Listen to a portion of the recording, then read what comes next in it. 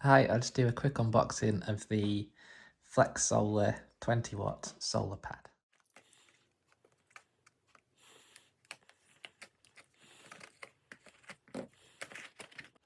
There we go, so what do we get in the box?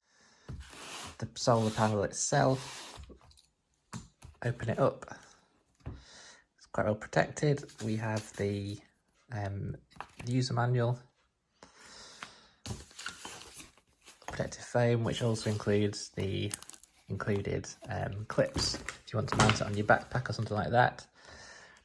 The grommets themselves do have little metal eyelets, which some solar pads don't have, so hopefully they'll be a bit hard wearing.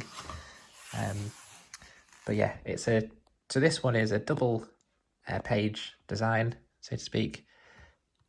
Two things in the middle to join up, and then the charging ports are here at the bottom with a USB-A and a USB-C.